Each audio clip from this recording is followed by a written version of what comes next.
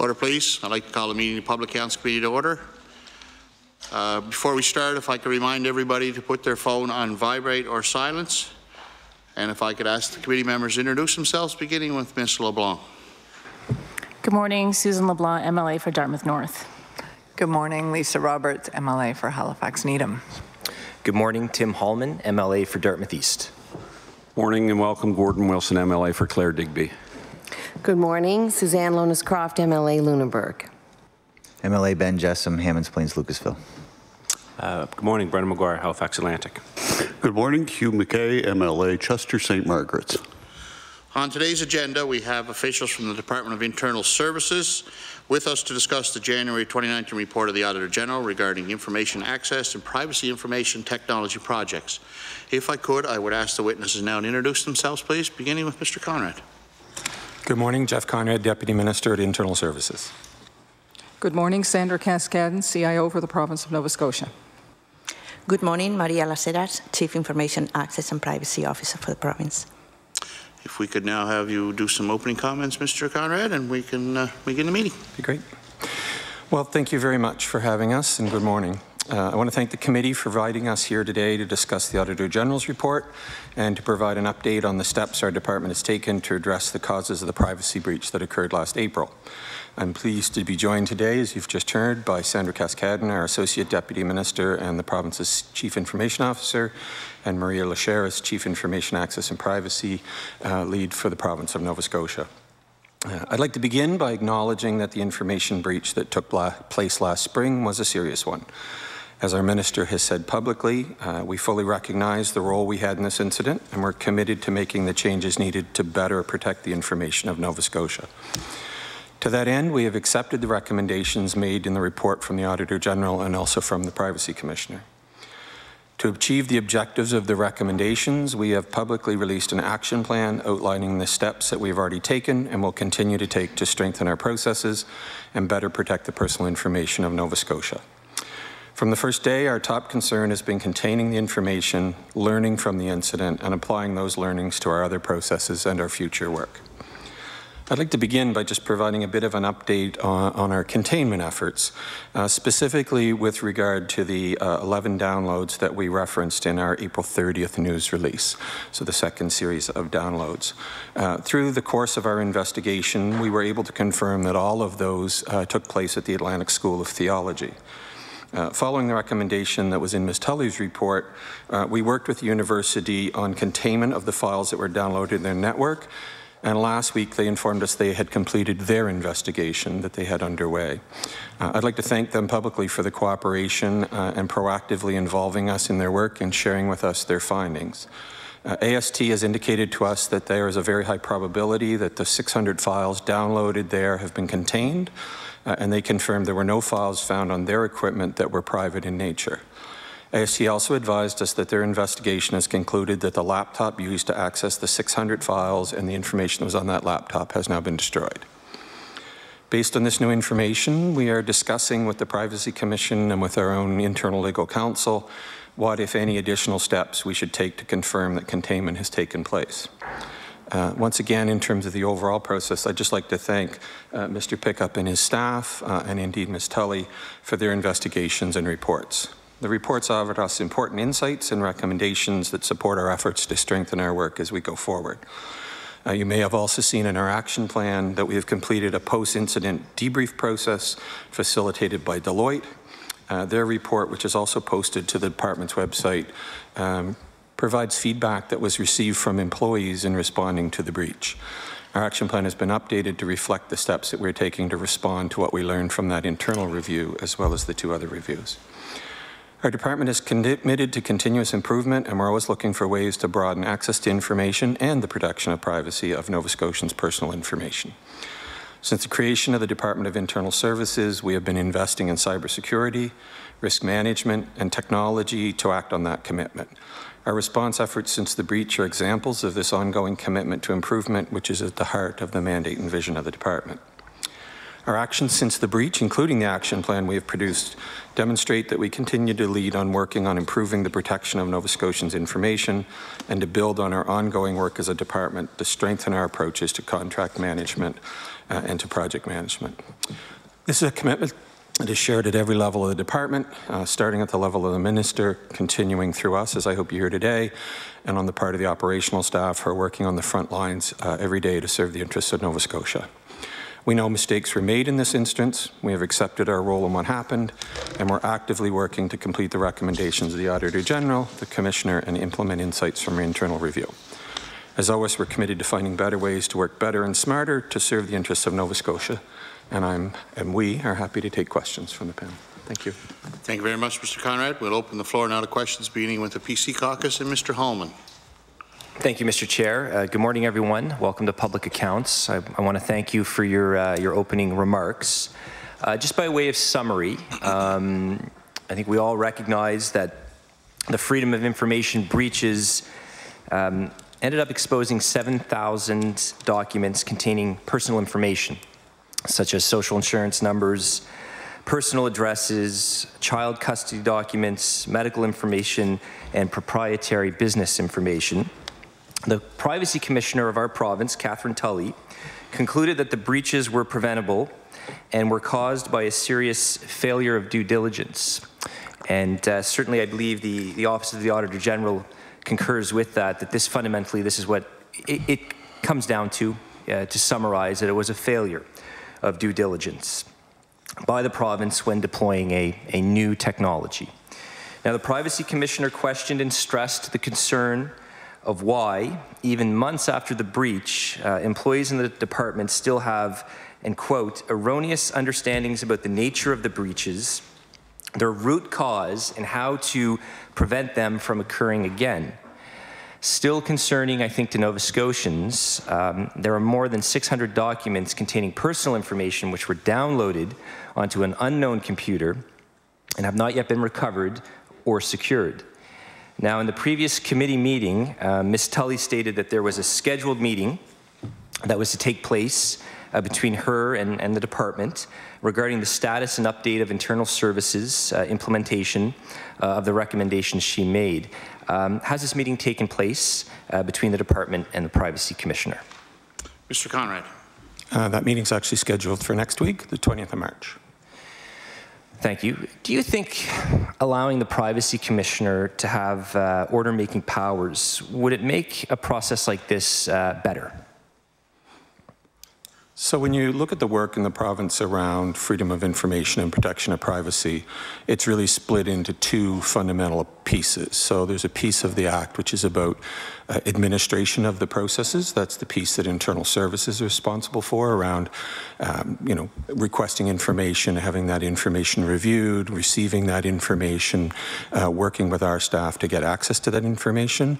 And then there's a piece of the Act which is around the powers of the Commissioner and the work that she takes on. That piece of work is actually the responsibility of the Department of Justice. So issues around order-making power and the orders and authority of the Commissioner don't fall under the Department of Internal Services. At this stage, what are some of the updates that you've communicated to Ms. Tully regarding implementation? If a meeting is forthcoming up to that meeting, what updates have you provided thus far? So the most recent conversation that I've had with her has been around the work that we've been doing with the Atlantic School of Theology. She and I spoke last week. We both received separate updates from the school in terms of the work they've done on containment. And then we followed up the next day, she and I, with a call to talk about what had we heard, what was the perspective on containment, did we have reason to believe that we had achieved containment? We think, I believe that both of us, and I don't want to speak on behalf of Ms. Tully, but I think both of us are very hopeful and believe that we have containment. We talked about some of the options we might pursue to document that and how we might move forward, and we agreed that we would update again when we met next week. What do you mean by containment? What does that look like? Can you describe that? Sure, and I may ask Maria to speak a little bit to kind of the concept of containment in a broader sense. But what we're trying to achieve here, and specific to the material that was disclosed, is we're looking for a way to be able to say that, to the best of our knowledge, that material has not been further distributed and is not publicly available or likely to become available. So we're looking, for example, with Halifax Regional Police, they've seized the equipment of one individual, and they've assured us that that equipment will not be returned unless they've destroyed the material that was downloaded from our site. So we would consider that's now contained. And now with the case of AST, their message to us is that, for example, the piece of equipment used there has been destroyed, and they believe that they have a credible statement that it has not been further distributed or posted or placed anywhere. I don't know if you'd like Ms. Lasheras to speak just in general terms about the concept of containment in breaches. Would that be? No, that's sufficient. Okay. Thank you very much. Catherine Tully stated that there was, and quote, no requirement that government conduct risk assessments for new projects and programs to ensure that they identify and mitigate the privacy risks before pushing go, end quote. Now, since she stated that, is there anything concrete in place that solves this issue raised? So maybe I'll say a few words, and then I'll ask Sandra to talk a little bit about a new system or new processes that we're putting in place. I guess I would say, with regard to risk, we regularly talk with the Auditor General, and you'll see his reports carrying a theme of risk over the last number of years around how we work on risk in a broader sense and what government needs to do to get better at risk, whether that's fraud risk or project risk or other types of risk. So we certainly do risk processes within projects within government, and what we're looking at now is, again, not just for the FOI breach, but when we look across all of the department, how do we think differently about risk? So in the department we're just entering into, for example, our piece of work on fraud risk. We've just agreed across our department to put in place a risk framework and to build for the department a risk tolerance piece, which is a recommendation that Michael's made to us a number of times. But specific to IT projects, maybe I'll let Sandra talk a little bit and reference some of the work we're doing and maybe the COBIT framework that we're working on. Ms. Cascadden. Great. Thank you very much. So there are a number of things that we're doing in order to strengthen our ability to do risk assessments and follow up on risk. One of those very specific things is I issued a directive across the entire department with regard to risk assessments, privacy assessments, and vulnerability assessments. In addition to that risk, we've also created a number of documents, and we actually didn't have to create the documents, but we did update documents to provide the templates and the guidelines for our project managers to use in order to make sure that they are assessing the right risks for the various projects and initiatives. So we put in a number of processes to help project managers assess risks, both from a documentation templating perspective, as well as the guidelines to when and how do you complete these risk assessments. So we've also put in some additional policies and enhanced existing policies, because we had a number of things in place as well, but you take the opportunity here to learn and enhance and improve. So we put in policies that state no new developments are going into place unless they have followed certain processes to verify that they've achieved a certain level of an acceptable risk. There will always be risk. The question is, what are those acceptable levels of risk? And we work with just not IT making that assessment, it's IT working with the businesses who own the applications and the support. And we work together to understand what the level of acceptable risk is. So we've put in many policies and enhanced a number of our policies. We're really helping educate and support our project managers in risk assessments. And we're also growing our cybersecurity team so that they can participate, and there's more resources to participate in those threat risk analysis that we are doing. Some of the documentation that we have around threat risk, we have a template that people fill in, and the template starts at 30 pages, and it's not filled in yet. Right, so it's 30 pages of checks and balances that people have to go through from a threat risk perspective. So we are absolutely communicating the significance associated with risk, creating the culture, a risk-based culture. We have taken the steps to communicate to senior staff within my group about both reports and creating the awareness of what the recommendations are coming from both reports at my senior leadership level, as well as all staff meetings where we have gone through each report and every recommendation one by one at all staff meetings. So am I correct in saying that with any new projects and programs, essentially you're saying they'll now undergo mandatory risk assessments? Is that correct? Ms. Cascadden. That is correct. Okay. So another concern of Ms. Tully's was, and I'm going to quote her, there was no requirement that the government consult the privacy oversight body when sensitive personal information may be at risk. Since that statement was made, is there anything concrete in place that solves this issue raised? Mr. Conrad. So one of the things that we've agreed, as you referenced yourself earlier on, is that we would undertake a series of regular meetings with Ms. Tully to talk about what are the projects that are underway, both within our department and more broadly ones we're aware of that are underway within government. So our intent is to hold those meetings on a quarterly basis and provide an opportunity for us to give a bit of an update of things that are upcoming, projects that we're working on, an opportunity for her to provide us with thoughts on those projects and things that we might pay attention to. I guess I would say in addition to that formalized meeting schedule, there already exists a relationship between Ms. Tully's office and Ms. Lasheras' office in terms of the ongoing work of our department and their organization, where those overlap, how we can work differently together, that sort of thing. Thank you. The Freedom of Information website wasn't submitted to the Architecture Review Board, the ARB, because it was apparently a change and not a new application. The AG remarked that if the whole process was to start again, it would still not be submitted to the ARB.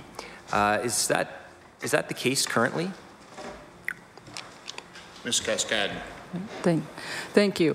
So as a result of the Auditor General's report, we have some consultants in working with us to understand what is the best way for us to structure the ARB from a governance perspective, a membership perspective, and the activities that they undertake.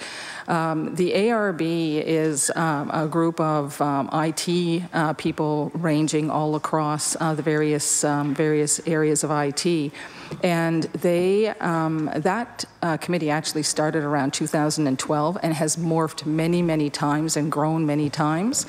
So at this point, they have a responsibility to review all new applications as well as all major changes to major systems. So in the case on a go-forward basis, because this application would have been assumed to be similar to some of the existing applications that we have, it's by the same vendors and things like that, it would not have been reviewed in the past. It is reviewed in the future because we have added and changes to existing systems. So based on the role of the ARB, or non-existent role, has the system really changed? Ms. Cascadden. So my perspective is the system has absolutely changed significantly, and one of the metrics that I would use to validate and justify my response to that is the fact that we now have over 50 TRAs, threat risk assessments, in the queue looking for vendors to help us do those threat risk assessments. We didn't do 50 TRAs last fiscal year. So the visibility to the requirement for TRAs, the visibility for the ARB and the members there absolutely have increased multiple fold. So one of the things Ms. Tully mentioned that I really believe is near and dear to the hearts of Nova Scotians, I think they feel frustrated when this breach, it occurred, and there was a lack of, I guess, accountability, lack of individuals, I guess, facing consequences for, I guess, failing to abide by privacy standards. As a matter of fact, the European Union's General Data Protection Regulation sets down meaningful standards with real consequences, and I'll table that, Mr. Chair, that document. I'm curious as to, at this moment, has anything changed, or is anything planned to be changed in regarding the government establishing meaningful standards with serious consequences, like they have with the European Union, for failures to abide by privacy standards? Mr. Conrad. So again, those sections of the Act which speak to things like offences and potential penalties related to offences are requirements of the structure of the Act itself, which fall within the Department of Justice. So I'm really not in a position to speak to whether those are being contemplated or not. That's not something that's within the purview of the Department. So the Privacy Commissioner stated that, look, there is a serious culture issue within the Department. And as well as the act of changing culture, we all know can be a challenge in itself. Certain practices that are in place, I think for those of us in different work environments over the years, we know it can take time to change that work culture, that attitude that can set in. I think we all recognize that. I'm curious as to what your comments are in relation to, I guess, the department's plan in eliminating the culture within the department that both the Privacy Commissioner and the Auditor General have indicated was a fundamental factor in leading to this breach. What's the plan to eliminate that culture? Mr. Conrad. Well, maybe I'll make a couple opening remarks and then I'll let Maria make a few remarks. I think one of the things that I'm conscious of is that while we acknowledge that, there were definitely mistakes made here and there were issues, there were definitely issues around how we coordinated, around how we did some of the risk work. There's no question about that, how we ensured that follow-up was happening on some of the things that we identified as having mitigation plans. I think within the department, if you look beyond FOI, culture is really about much more than how do we deal with FOI pop. Culture is really the protection of privacy side of the house, is really, again, as you've stated, I think, is really a big piece of work to move. And this is work that's been underway in our department since we were first created. And it goes from bringing together experts into a like and common-minded group to the kinds of education and communications materials that we've been producing over the last 4 or 5 years. So maybe I'll just let Maria make a few brief comments about what we've been doing in that regard and some of the things that she's been leading. Ms. Lasheras. Thank you. So the Information Access and Privacy Unit was established in 2015. During these 3-4 years, we have not only managed the FOIPAP Act and placed a lot of work in actually bringing up consistency, etc. But we really, immediately we realized that there was certain practices and culture, as you say, that needed to be brought into the fold to understand how we could best serve the interest of Nova Scotians. The unit has, one of the things that we immediately did was to develop, this goes back to September 2016, develop an education program that included awareness for the whole civil service, education for managers, how can we actually support privacy and protect information, and the third part, the training of our IAP professionals. So, we have learned a lot from the breach. We regret the breach, but we had started working on the culture, as you call it, way before the breach occurred. We have all of the documents that we can share with you and we can table. And we had, at the time, we did not have a privacy program. It was a generic FOIPAP shop. We now have a formal privacy program led by a manager with 5 other privacy specialists. They are all well educated. They all have real interest in protecting the privacy of Nova Scotians. And most importantly, we are really focusing on changing this culture that has been identified as in need of doing so. I'm certainly curious as to how effective that fight against the culture was when essentially, and I say this with all due respect, it led to the biggest security breach in the history of our province. So I don't think, that attempt to eradicate that culture or eliminate that culture, it didn't bear any fruits. Time check, Mr. Chair. 20 seconds. 20 seconds. With respect to that culture, it's my understanding from the reports a lot of folks felt rushed, and I'm curious as to where that sense of urgency just to get this done. Where did that sense of urgency come from? And I'll return to that when I get the Order, floor please. again. That ends to return to that later. We turn now to the NDP Caucus. Ms. Roberts. In fact, I'm also curious about the cause of that tight timeline for the rollout of this portal, so I'll allow an answer to that, if I might. Mr. Conrad. So, I guess what I would say is that any project that we put in place, you put a start and an end on a project as the way to make sure that you're setting some reasonable goals, that you're trying to move forward, that you have some outcomes that you deliver in a reasonable time. So, this project really was initiated from within the group, within our own team. We set some goals for ourselves in terms of the go forward. You saw through the reports that were done that one of the things that happened was as we came near to the end of our original project timeline, we realized we didn't have the project to the state we wanted it to, and we extended the end time in order to give ourselves more time. So in fact, the project, there's always a sense of urgency on projects to try and get things done and move them forward, but I would quite comfortably say that was driven internally by our own interest in making this thing happen.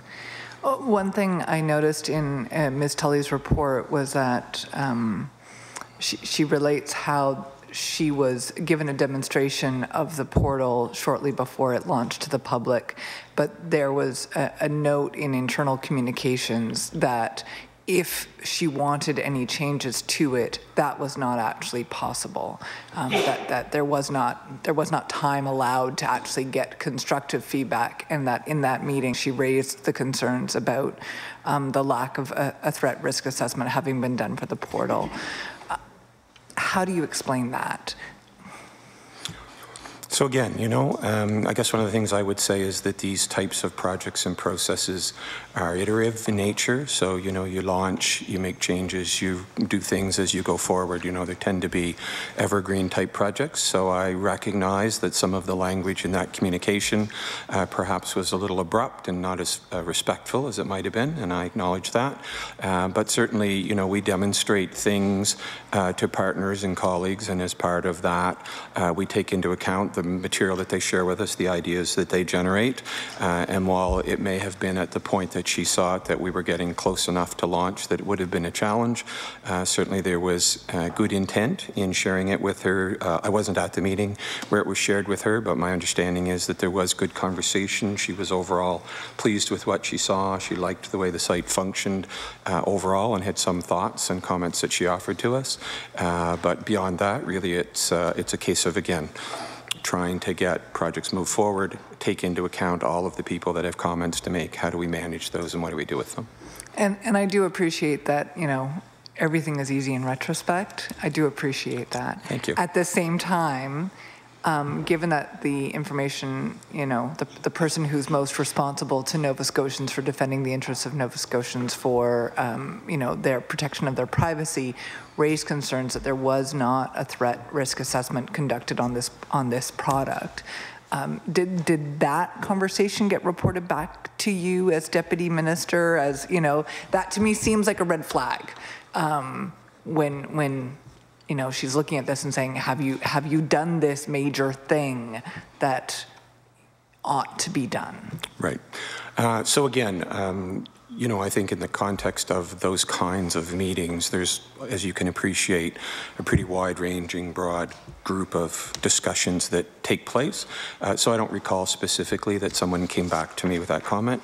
What I would say is that, again, when you go back to some of the conversations and some of the observations raised by the Auditor General around how we did the risk assessment and in part the timing of when we did the risk assessment versus when we did the contracting, some of those things may have played, we now realize, against us in this context. So, for example, maybe just to be a little bit more specific, one of the things that we were having conversations about is, you know, we knew that as we moved forward in time, we would be going more and more to the cloud, and that there was a likelihood we would go to cloud-based vending even with this particular vendor. So one of the conversations that we were having was, do we do a small project risk-based assessment knowing that we're going to do a much larger, more robust, more complex risk assessment of going to the cloud with this vendor in very short order? And again, the way in which we had assessed the risks and undertaken some of those risks, the conversations I would have been involved in would have been around, like, do we want to use this small example or do we want to do a much bigger, more robust, more complete process? And that's one of the areas where, in hindsight, obviously we should have done things differently, because we were saying, well, we're going to do a threat risk assessment, but we're going to do it on the bigger piece rather than do it on this subset piece. But then we launched the subset before it was done, which clearly was an error when we look back. Okay, thank you.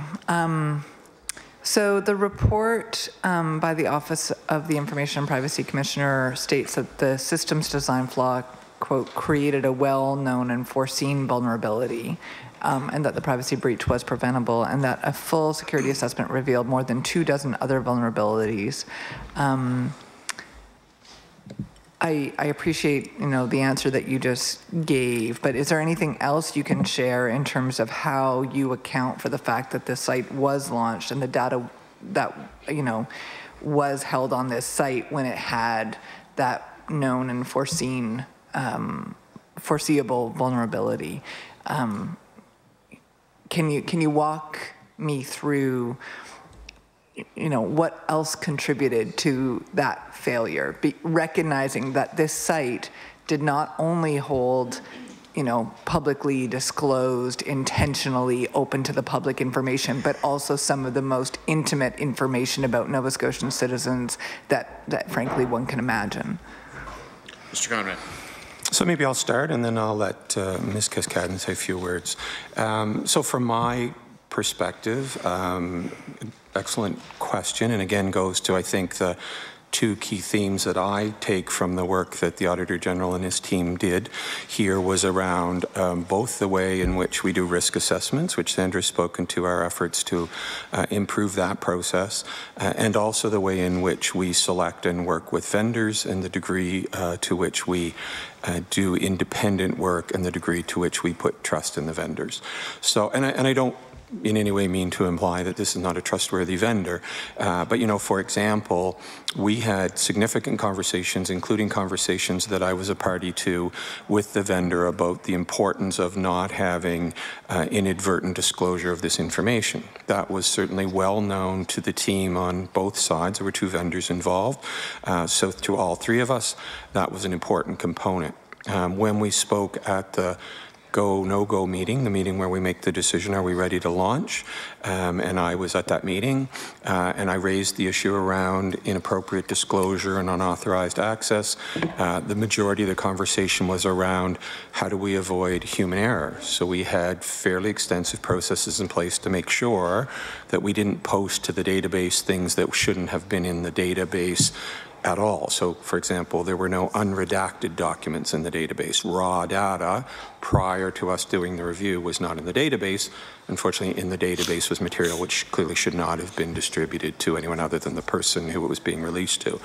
But our conversations were around what are the processes by which we make sure those kinds of things happen, and we placed a fair bit of trust in our previous relationships and experiences around, you know, and having a contract in which certain types of reviews were both to happen around how the system was structured and the, the design of the system and that kind of thing. And again, in part, I think raised by the Auditor General, that we put too much faith in the fact that we had long history and had done multiple projects and things with this vendor. And we should have been, not that the vendor isn't a good vendor and trustworthy, but that we should have taken an extra step in due diligence, which we failed to take. So I don't know if, Sandra, you want to? Yeah, okay. So just following up on something I heard earlier, that right now there are multiple threat risk assessments, a large number of threat risk assessments looking for vendors. And I was a little surprised at that language, because what I took away from the Auditor General's report was that, vendors are responsible for doing what they do. And the government's responsibility is for protecting the private, information of Nova Scotians. So is that the normal course that threat risk assessments are actually conducted by vendors and not by, a unit within internal services? Ms. Cascadden. Great, thank you. So we actually can conduct both privacy impact assessments and threat risk assessments in multiple different ways. So when we have the resources available, we will conduct them internally. What happens is there are more projects and more initiatives, and this is much higher profile. We are doing more of these days. We don't have all the resources that are required to do these assessments. So we actually don't go out to get the vendors to do it. So my mistake in using that term. We actually get consultants who are experts in completing privacy impact analysis or threat risk assessments. And they are not connected to a software company, right? So a lot of them actually, especially on the PIA side of the house, are lawyers. And so they, there's a business out there for folks to help organizations actually put together really solid documentation. We also, so we do have to go out and get additional resources to help us. Okay, thank you. The department's accountability. Oh, sorry. So just, I'm always looking to acknowledge the good work that Michael and his team do and the advice that they give us. So one of the things I would say that again was raised in terms of the comfort that we have with some of our vendors is to be thoughtful about when do we use our own, just as Sandra said, when do we use our own resources? When do we use the resources of the company that's providing the service? And when might we do it through an independent source? So I think that might be, part of what I saw you raising your head was, hold on, so the vendor who's going to provide this is also going to do their own threat risk assessment. And I think that was one of the issues was, for example, we were doing things like using project managers from the company that was providing us services, and we should be more thoughtful about when do we use our own resources, when do we bring in an external support to help us, when do we use those. So that's all, not just for the FOI work, but for all of our work is something we've become more thoughtful around, is how do we assign project management and how do we assign roles and responsibilities to do these various elements. Okay, thank you. The department's accountability report lists one of its key initiatives as service delivery modernization, digital government, and the report says that the department is transitioning from in-person service delivery to a digital by default approach. The procurement process has been started for online services to support the delivery of services to clients in child, youth, and family services, disability support program, and income assistance. These are clearly programs that work with sensitive information and potentially vulnerable individuals. So can you tell me what threat risk assessments and threat analysis have been conducted for these projects, and what is being done to ensure that the department does not have a failure in our future? Ms. Cascadden. Great, thank you very much. So with regard to any of the new projects that are underway, the project manager will be taking the department through the three phases of both threat risk assessments as well as PIAs. So one of the other recommendations from that we received was you just can't do one assessment at the beginning of the project because you learn things through the different phases.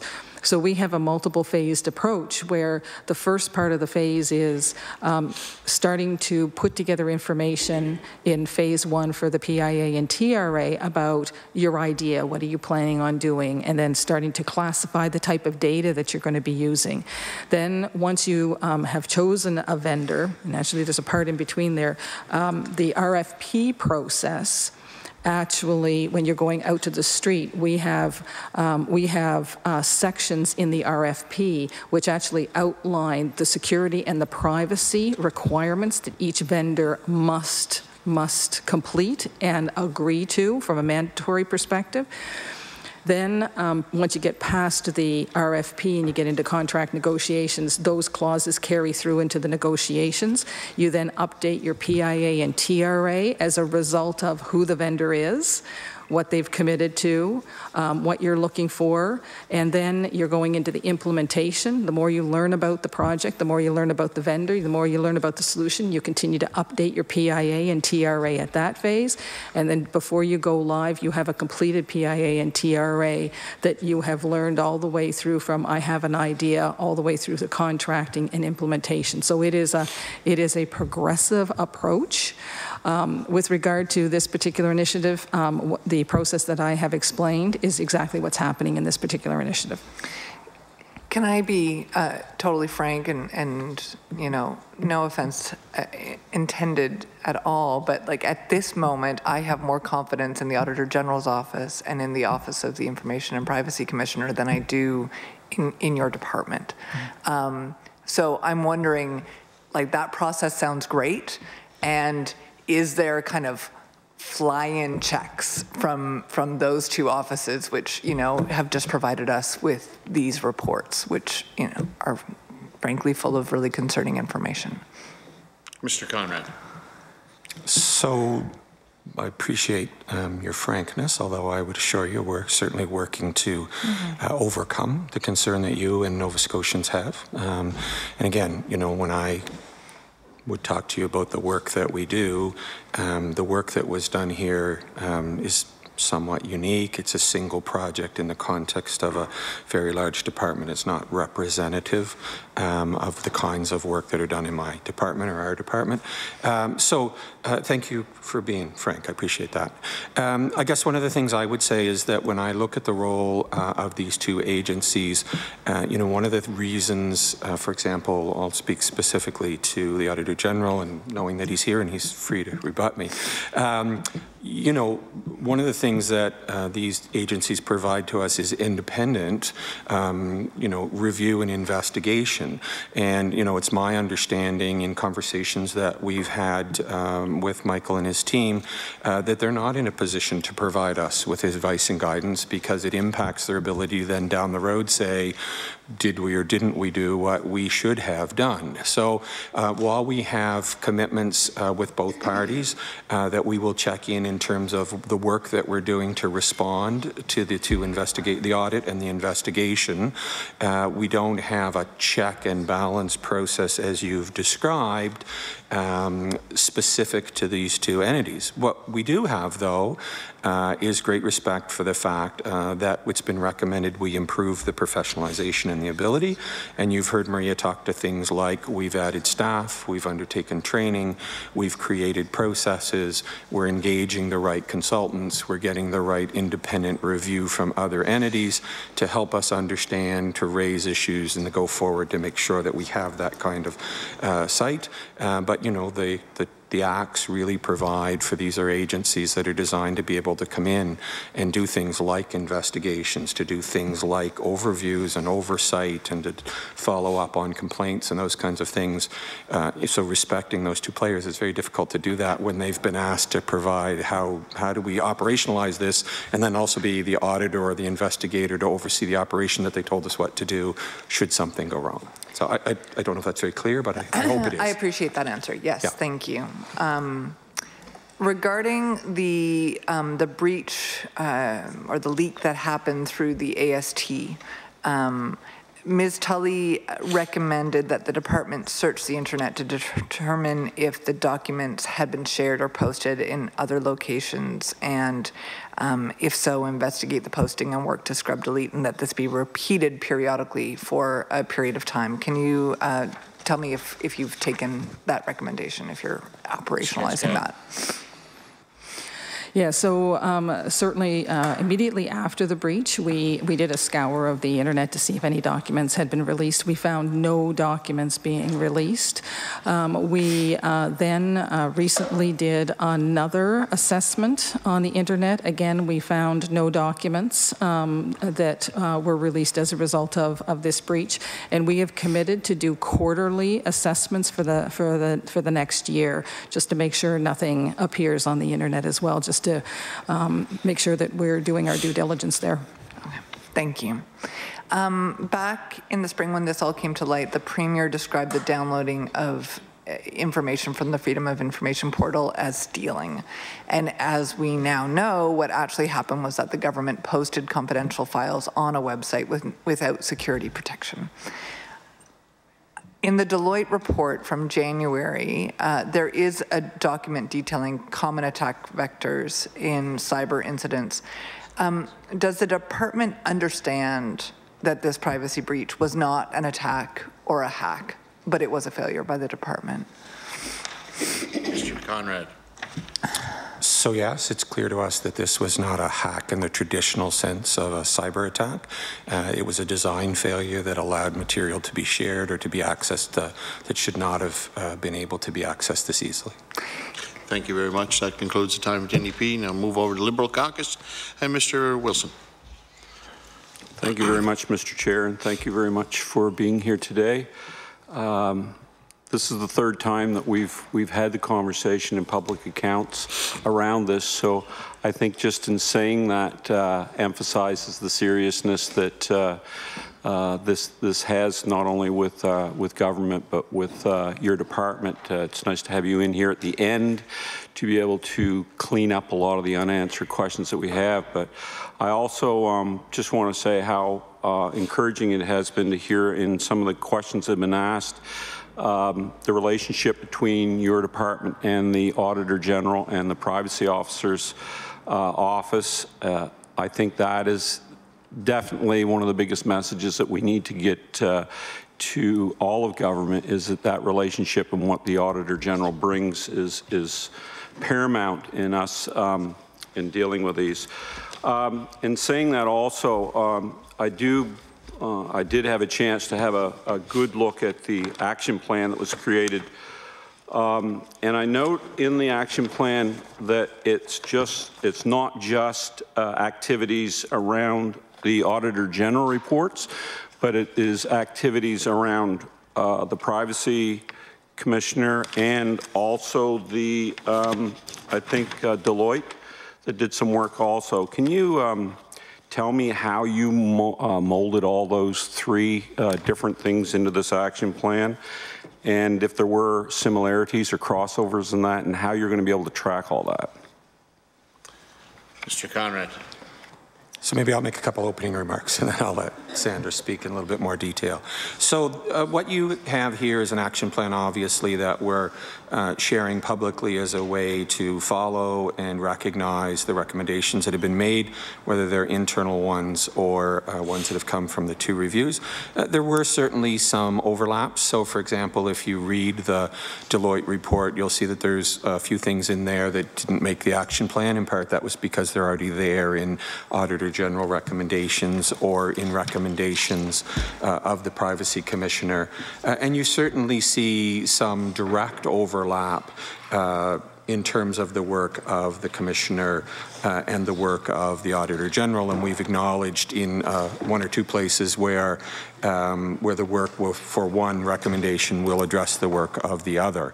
You know, really what behind this is a much more detailed project plan of when we say activity 1 within recommendation 3, what does that look like and what are the steps that are involved in that. So there is a project manager who's tracking in the background to make sure these various elements are covered on a go forward. And maybe I'll let Sandra just speak to how you do project tracking on something the size of this within an organization like ours. Great, thank you. So we do. We have a much larger and more detailed document that has multiple activities that we believe that we need to do in order to close some of these recommendations, because it's just not one activity that will close many of them. It's multiple activities. So we have the document that is tracking each one of those individual activities. It's assigned to someone, as well as everyone who is the owner of that particular activity has to provide an update and a report on that activity every 2 weeks. So we are making sure that we do track the progress, and we may, as we move through, find out that there are other activities that we'd like to do in order to support that particular recommendation, and we will add activities over time as well. At some point, working with the Auditor General and the Privacy Commissioner, we will decide, have we completed enough activities to satisfy them, not satisfy us, but to satisfy them that we can actually close the recommendation and we have done due diligence. On a number of these activities, it's continuous improvement as well. So we'll have to be looking at, how many of the activities would constitute a good response, a response going in the right direction. But we know that the PIA documents that we have today and the TRA documents we have today are going to evolve over time as we learn more, and they will just get better and better. So we're very conscious that we're tracking it. It has ownership. We're reporting on it, and it's also continuous improvement.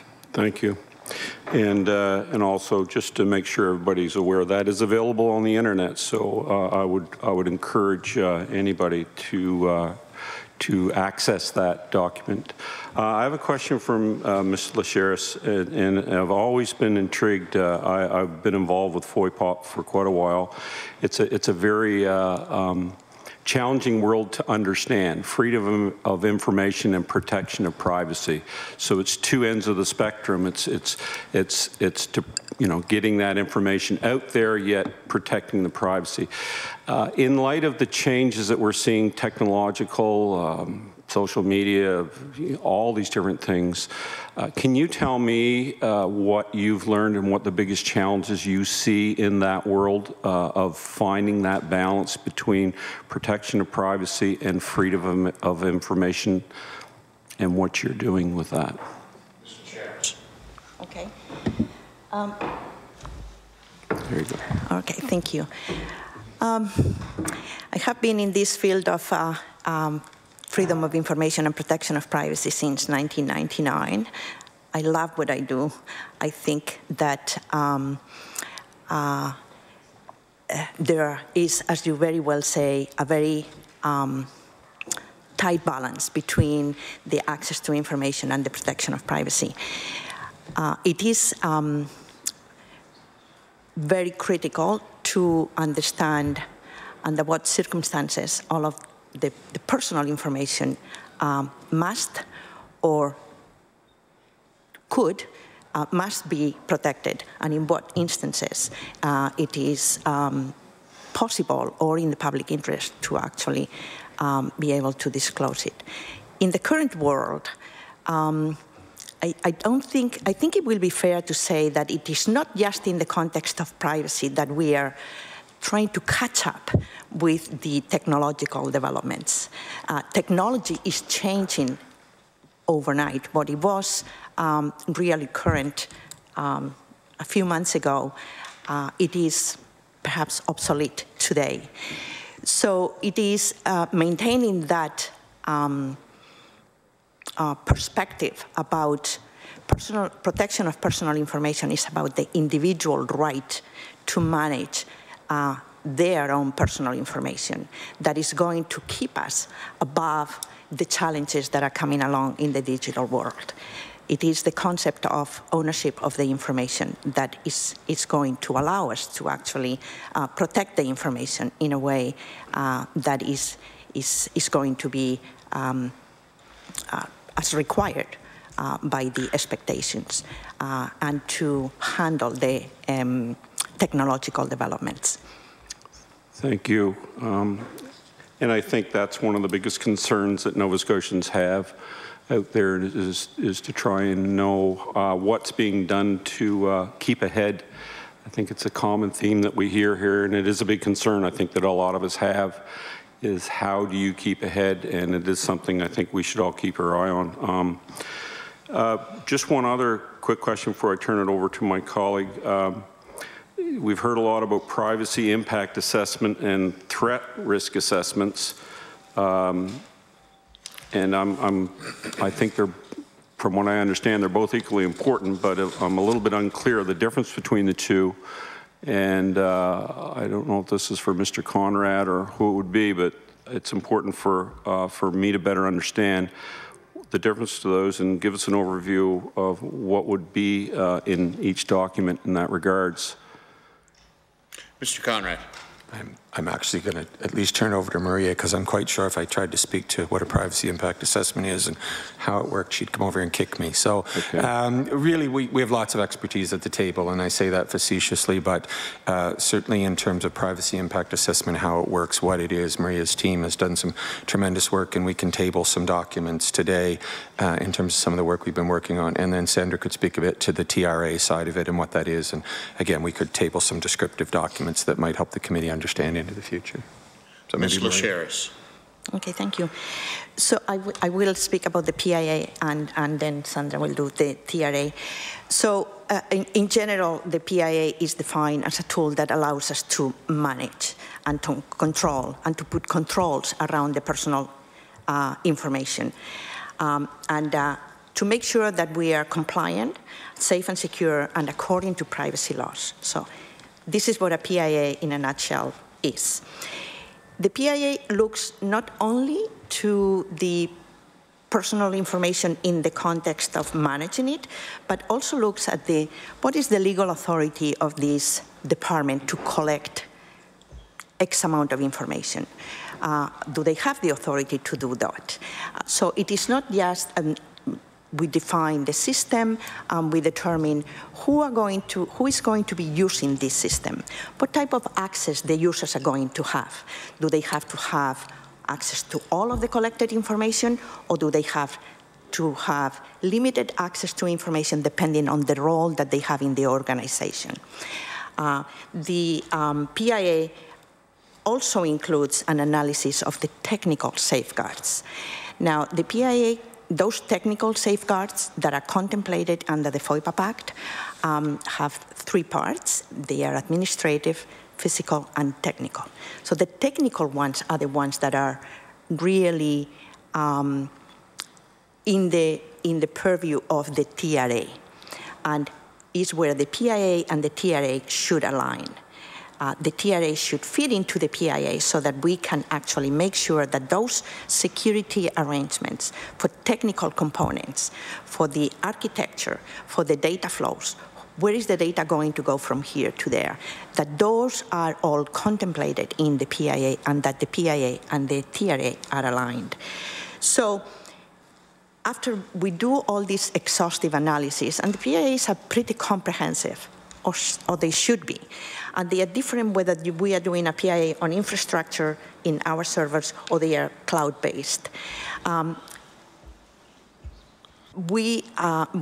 They are comprehensive, and they are also including risks that may have been identified, because not risks are equal and nothing is risk-free. The risks are classified depending on high, medium, low, and what are going to be the mitigation strategies and how we are going to monitor those strategies that are going to allow us to say the risks are handled.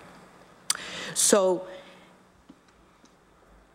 the PIA is done when there is a change to a system, a significant change to a program, or a new system. And by policy that was implemented and came into effect on May 2018, we have mandatory PIAs, the policy that inform the new world. And we are developing all of the education components to spread across the civil service and the departments and how to do PIAs, what that this means for you as a manager, for you as a user, et cetera, et cetera.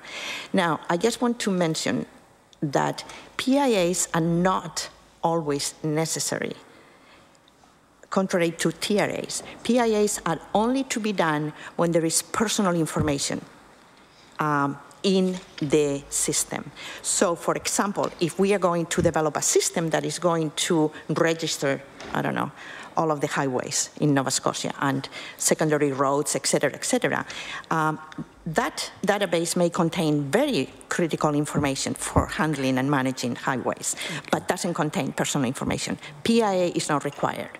On the contrary, there might be requirements in other instances. Okay. Thank you. And I note that from previous questions, and I didn't realize this, so there's 50 new threat risk assessments being done this year, which is, I'm sure, quite a challenge administratively and on your resources. Anyway, that completes my questions. I turn it over to Ms. Suzanne Lonis-Croft. Ms. Lonis-Croft. How much time do I have? 5 minutes. 5 minutes, okay. Thank you. I usually don't get into IT too deeply. I let my sons explain things and fix things for me. And I'm finding myself a little interested in some of the conversation here, just the details and whatnot. So I appreciate, I thought, oh, here we go again, but I'm learning a few new things today. I want to talk about the FOIPOP website. It isn't up and presently? Mr. Conrad. So the site has essentially two components to it in terms of the site. So there's a component to it which is a release of information that has been reestablished. So there is a site up if Nova Scotians want to know what freedom of information requests have been made, what's been released. That site is now up and running, and you can access that through our existing website. The portal piece, which is how do you ask for a freedom of information request, pay for a freedom of information request, provide the detail, and then receive the documents back, has not been brought up yet. We're in the process of redefining what we want within that site, exactly how that will work to make sure that we don't experience these kinds of issues again. And we'll be going out to market for that sometime probably next month in terms of getting a vendor to build a new site to replace that piece of the portal. So that piece is not up back yet and won't be for some time. And so what are you expecting to be different about this new portal that was not in the former portal? So maybe I'll let Maria say a few words about the difference between the manual process and the portal process. But really, the issue in terms of the new portal process is that it will, in many ways, recreate some of the functionality of the previous portal, but with obviously a much stronger protection regime. So the requesting side of, even when you make a request, you provide personal information to government in terms of the request that goes forward. So making sure that that's very secure in terms of how you make the request. And then obviously when you get the material back, making sure that the way that material is distributed and stored clearly is very important. But what we have now is we have a more manual process by which you apply compared to what would happen on the portal. So does that get to your question, or do you want Mary to speak a minute about kind of how currently you would make a request, for example? That might be helpful. Ms. Lasheras. Yes, requests haven't stopped coming, so the system is working. So the way it works is anyone can file a FOIPOP request via email. or by snail mail, or and then pay the fee if it is necessary. If it is a request that requires a fee, the $5 application fee, by check to the Minister of Finance, like in the old days. But it is the most common way of receiving requests today is via email. So it is continuing, yes. Okay. So I just want to confirm people can still get FOIPOP requests. I think there's a misunderstanding out in the public that you cannot file a request, but you can through email and absolutely. Yes. And by phoning the department. Yeah. Okay. I'm just a little curious about your roles that you have. You're both chief information officers, and except that Ms. Lasheras, you have access officer attached to yours. How do you work together? How are you different? And then, you know, how do you work with the role of the deputy minister in all of this? Ms. Lasheras.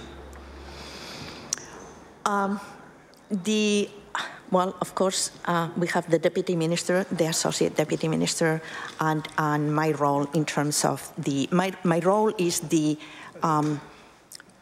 coordination and to set the strategy and the vision for the access to information and privacy protection program for the province. It is very focused on the FOIPOP Act or any other act that relates to access to information or protection of privacy, and it sets the program. I report into... And more on personal privacy? Pardon me? More on personal privacy? Yes. Rather than corporate privacy, or? No, it is a corporate role. Oh, okay. It is a corporate role, okay. Yes. Sorry, are you asking about business? Mr. Conrad. Yeah, business privacy. It's yes. like your role includes personal and business and economic and, yeah, all the things covered under the Act. Is, oh, sorry. Go ahead, Mr. Lasheras, go ahead.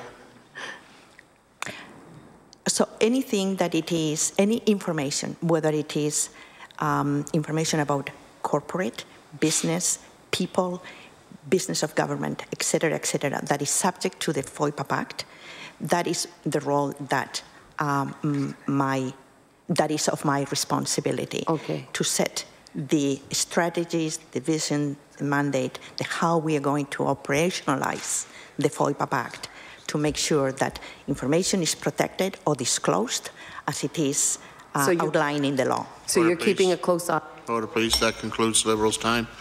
We'll go back to the PC Caucus and Mr. Hallman for 13 minutes. Thank you, Mr. Chair. I'd like to go back to the culture that's within the department and this sense of urgency, which both reports have indicated was a leading factor in this breach. So we know that there was a sense of urgency to get this project done quickly. I'm curious, you know, am I correct in saying that, you know, basically at this stage, not a single person can be narrowed down to be held accountable in terms of where this sense of urgency came from? It had to come from somewhere. Could you comment on that? Mr. Conrad. So maybe there's a follow-up question here. I'm not sure that a sense of urgency on a project is a bad thing. So it may be that a sense of urgency may cause some poor decisions to be made, in which case it would be a bad thing. But a sense of urgency on a project, you know, when I look, for example, at the Privacy Commissioner's report, where she says that this website significantly advanced transparency in the province of Nova Scotia, folks on my team, like Maria, like Sandra, like the colleagues that they work with, would have a sense of urgency around, you know, we have an access to information requirement, we have a, you know, an interest, as you've seen in a number of fronts. We've done open data, this government has done disclosure of, you know, travel fees, we've done a number of things around disclosing new information. You know, we have a mandate to share information with Nova Scotians. We want to move that forward. We don't want to be, years in the making around how do we make information available that would be of benefit to Nova Scotians. So a sense of urgency in the sense of, is this important work? Is it fundamental to the work that we've been asked to do? Do we want to move it forward and see it move forward? I would hope most of our projects in that sense are imbued with a sense of urgency. A sense of urgency that would cause us not to do things properly clearly would be a different issue. So that might be what you're getting at. But you know, who's accountable for a sense of urgency? I had a sense of urgency. Maria, I think, had a sense of urgency. Sandra had a sense of urgency in terms of, this is important work that we do. This fundamentally advances the transparency of the government of Nova Scotia in terms of making citizens more aware of what goes on. I think that's important work, and I have a sense of urgency to say, what can we do in that area? How can we move those things? And how do we get that stuff out there so people can take benefit of it? So there may be a follow-up question that gets to a different sense of urgency. That's an interesting remark. I think certainly a sense of urgency has its place, but if a sense of urgency comes at the cost of a team doing their due diligence, then that is problematic. And certainly what we saw as the end result of that sense of urgency was the fact that we know from both reports due diligence was not followed and resulted in this privacy breach. So just again, so am I correct in saying that at this stage in the analysis, no one is being held accountable? Essentially, am I correct in saying that those that oversaw this privacy breach are now responsible for correcting it? Is that a fair statement? Mr. Conrad. So again, I'm not sure that I would agree that a sense of urgency was the prime contributor to some of the mistakes that were made. There may in fact have been some folks who said I felt a sense of urgency, but as I said earlier, one of the things we saw was that as the project approached its original set end date, one of the mitigations that we took to make sure that we had things done was to move the end date to further out, which we did internally within our own team. So, you know, we certainly had mechanisms to address the ability to give ourselves more time in terms of the project. In terms of accountability, you know, when we think about accountability in terms of the work of a group like this, and we think about being held accountable, obviously public accounts is a pretty significant accountability measure. We have to come here and sit and explain to yourselves and through you to the citizens of Nova Scotia, through the host, the minister explains to the citizens of Nova Scotia what we did, and we put out there in pretty frank terms through the support of folks like Michael, who we invited in to help us clarify and bring out the things that we did wrong, a responsibility to say, clearly we did some things wrong, we've accepted that. Are we the right group to move this forward? I think is a great question. So, you know, I think a couple of things from my perspective. You've heard us talk this morning about certainly predating this site and certainly in the go forward, we've done lots of work much more broadly than just the Foy site that lead us to be in a good position to do this. So, for example, in previous to 2016, the province did not have a head of cybersecurity at the executive director level. In 2016, you know, we moved within the department. Sandra did a reorganization, found some resources, created a cybersecurity unit, brought in a head of cybersecurity, and we've grown that unit relatively significantly over the last 3 years. Unfortunately, it was happening in parallel with a project like this, and it would have been wonderful in hindsight if the province had done that 3 years earlier, 5 years earlier, whatever. But it's in state now. It's been beefed up. We continue to grow it every year. It provides us as another resource in terms of the go forward on why are we the right organization. You've heard conversation from Ms. Lasheras about growing and professionalizing the staff in the IAP team, which are incredibly dedicated, hard-working people who take this very much to heart. And I think you heard Ms. Tully acknowledge that in spite of the mistakes that we made, she acknowledged the intent and nature of the people. I've been in many rooms, I shouldn't say many, I've been in a number of rooms in the last year where there were tears shed over the impact this had on citizens and the degree to which people took that personally. So, you know, there's a lot of commitment from the team. And also, you know, one of the things we've done in terms of things like the Deloitte Report is really dig in deep on what did we do, how did we do it, why did we do it, how would we do it differently in the future. Those things have been taken very much to heart by my organization, by the people in this organization, by the folks that sit here, and certainly by the minister. This is absolutely a consistent issue. Every time we meet with the minister, she wants an update on where we are with this.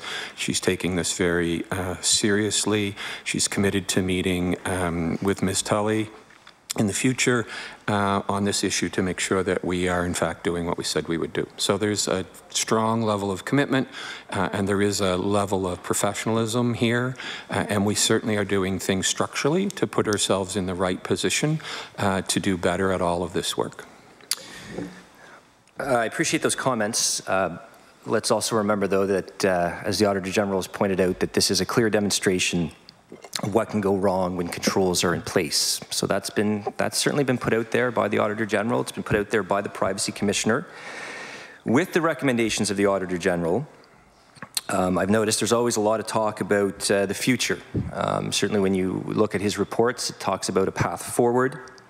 What I want to know, and I think what Nova Scotians want to know, is to find out, you know, what are the changes now? That is to say, if we were to do a portal system today, what would Nova Scotians see that would be done differently and better? So I think that's in fact been part of the conversation this morning, is that we are in the process of trying to establish this portal today. So, you know, I think one of the comments that's in Ms. Tully's report was there was a bit of surprise when they asked someone, would you do this again? And the response was yes. In fact, we're trying to do this again. We're trying to establish a portal right now that will recreate what we did before in the right way. So changes like the ARB changes that Sandra spoke to earlier, changes like mandatory PIA policy that Maria spoke to, changes like the way in which we do project management into the future and project tracking, so that we have mechanisms that say, have the mitigations actually been put in place? Have those been addressed? Are serious changes in terms of the way that we address this business in terms of what we do in the future. So the launch of a system like this today is going to be and will be is very different. One of the things you do see in the response to the Auditor General is, again, trying to think about how do we make sure that we put our resources in the right place and do the right risk-based kind of approach. So to the example that Maria gave earlier, you know, we don't want to be spending privacy people doing reviews of every single project of government when we have projects that don't include personal information or business information. So, you know, we need to look at each project and say, does it need a TRA? Does it need a PIA? Does it need a different kind of review? Does it need more, less, heavier, stronger? All of those things are part of the process changes that we're making. And yes, in today's environment, this type of portal project is going through a very different lens and a very different management structure than it did in 2016. Thank you. What issues would still persist in the department with respect to the, I guess, the culture that the Auditor General has identified? Where are the challenges and what steps are you taking to address that? So culture issues, again, you know, I'm a believer that changing our culture is the fundamentally important part of how we make these kinds of changes. So, you know, not just within the department. Sandra spoke about some of the things we've done in the department. She's reviewed both of these reports in person in detail with her entire team of more than 600 people, gone through all of the recommendations, reviewed what that means to us and the kinds of changes we need to make. I've shared the reports internally with all of the staff in the department and asked them to read them, for example. We've done updates in terms of, you know, sharing within the department some of the work that we're working on. The broader culture question, I think, is at least equally important. So when we speak of something like the privacy training that we designed and was launched unrelated to this work related to the FOI portal, more than 4,000 Nova Scotia employees have now taken that online privacy training within government that talks about how do you do privacy protection and how do we do access to information and what does that look like. So, you know, we see a very significant effort underway. We've done things like we've recently shared a practice bulletin on snooping. So we don't wait for a recommendation to come to us when we see that there's a recommendation, a report from the Privacy Commissioner that relates to snooping. We developed for inside of government a couple of page document, which I can table here, and send it to every civil servant in the province of Nova Scotia to say, what are the lessons we're learning from what's going on elsewhere in government and in organizations that should apply to all of us? How do we proactively get ahead of some of these kinds of things? To me, that's what gets to the heart of culture. How do you change how people think and breathe and move around this kind of work? Thank you. With respect to the One Person, One Record program, have you consulted or plan to consult with the Privacy Commissioner on the program during and before the program is launched and made public? Mr. Conrad. So I'll let Sandra say a few words in terms of the One Patient, One Record. She's more involved in the actual construction of the project. But in general, as we spoke about, one of the things we'll be doing is quarterly meetings with Ms. Tully, and we'll talk about large-scale projects, the kinds of things that are coming our way, how the processes work, and what we're working on. Order, please. That ends the time for the PC caucus. We'll now turn over the NDP and Ms. LeBlanc. Thank you. Quick question. How many people work in the information access and privacy section of the department? Ms. Lasheras. 24. 24. And are there any current vacant positions? We have one. Wondering if you can provide the information of that position, that vacancy to the committee. You can table it later or you can tell us now. I can tell you very quickly because there was one retirement of a manager, there was a competition, it was filled from a team lead, jumped, the team lead was left vacancy, and now we have conducted the competition for that team lead, so I don't know the outcome, but it would be just the one, and we will proceed to fill it if anyone is internal. Yeah. Great. Given what Ms. Cascadden had said earlier about, looking to outside consultants when you don't have the internal resources available, I'm wondering if you can table for us how much money is spent each year on outside consultants for that purpose. Or again, you can talk about it now, or then you can table the information for us. Ms. Cascadden. I would have to table that information, right? We can gather that information for you. That'd be great. Thank you. The report, the Deloitte report that my colleague was referring to earlier is based in part on interviews with 5 people in the department, you 3, as well as Rob Samuel, who's the Executive Director of Cybersecurity and Risk Management, and Donna Chislett, the Director of Communications. Can one of you talk about why these 5 people, including you, were the ones interviewed, and who decided who would participate in those interviews? Mr. Conrad. Sorry, I was passing something to Kim. So sorry, the 5 interviews? For the Deloitte report, when the Deloitte report was done. Yeah, so maybe I can speak to a bit of that. So the Deloitte report had 3 phases. So the phase that you're speaking of in terms of the process was we really wanted to do an internal document, an internal review that looked at what we as practitioners thought and what we had observed, not only that went poorly, but just, went well, but we realized, oh, we could have done that better. Or had the scenario been slightly differently, how would we have reacted differently? What's the learnings in this? So phase 1 was really to frame up, what's the review going to look like? What are the things we want to focus on? How does that work? So the 5 of us were selected as folks that had been fairly heavily involved in the largest pieces, the technology piece of it, the privacy piece of it, the communication piece of it, the cyber protection piece of it, and me as kind of the oversight piece of the response. And then we moved to a survey process. So there was a survey of, I believe, 20 folks. So we broadened it out amongst people that we worked with. And then there was an in-person debrief session, an in-person meeting that around 20 of us took part in for a half a day, where we worked through, based on the interviews, based on the survey, these kinds of things came out as things we should explore further, things we should understand better, things where people had thoughts. And that's what the conglomeration of those 3 phases led to the report. Thank you. In the government's privacy policy, section 4.11 states that, quote, employees of government entities who prepare or manage contracts that involve the collection, use, storage, or access of personal information by any third party shall consult with legal counsel and shall ensure that privacy protection provisions recommended by counsel are included in such contracts. However, the Auditor General's report found that when the FOIA website was implemented in 2016, there was no amendment, change order, or contract created. So can you explain how it is that the project was able to move forward with no contract in place? Mr. Conrad.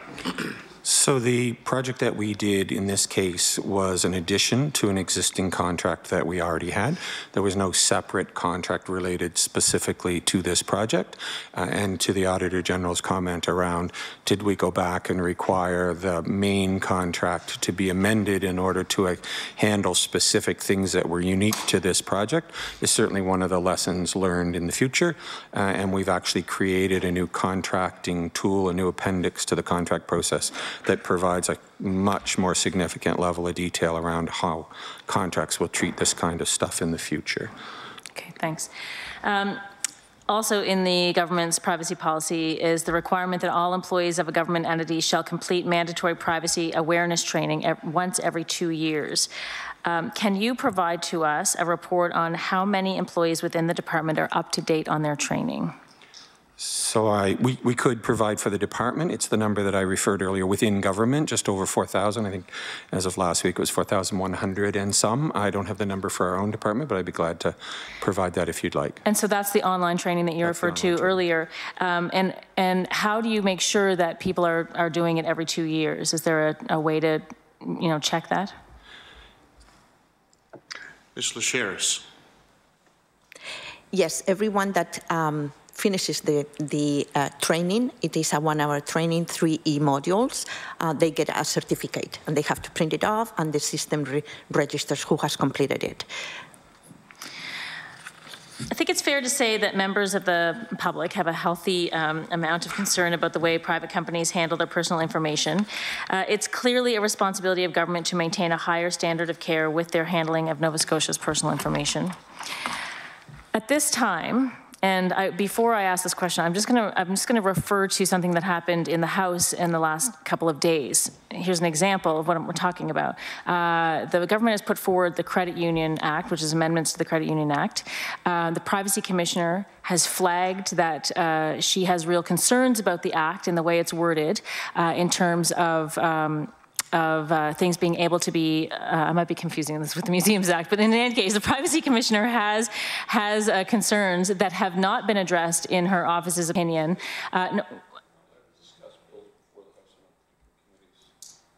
I'll let the chair stop me if he needs to stop me. So given that the government is taking this piece of legislation back without amendments, okay. Please, hold on 1 second.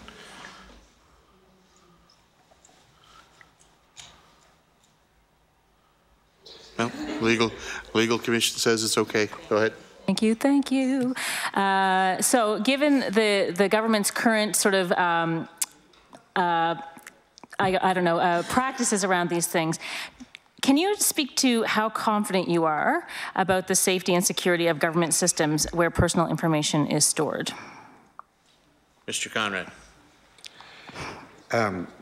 So clearly I don't have any role in the act or the legislation that you're referencing, so I can't speak in terms of referring to that scenario, that piece of work that you're talking about. That's in the hands of another department. In terms of generally, in terms of the security of the information, I'll let Sandra speak to that, because we have a pretty robust system when you think about the kinds of structures and processes we have in place, and Nova Scotians should have comfort that government is treating their information very carefully, and it is very secure. But I'll let Sandra perhaps speak in a little bit more detail around how that works. Ms. Cascadden. Sure, thank you. So there are multiple mechanisms that we have in play. Some of them from a technology perspective, others are from, an awareness around privacy, which doesn't have anything to do with technology. It has to do with how you treat people's information, whether they're in paper or they're in electronic formats.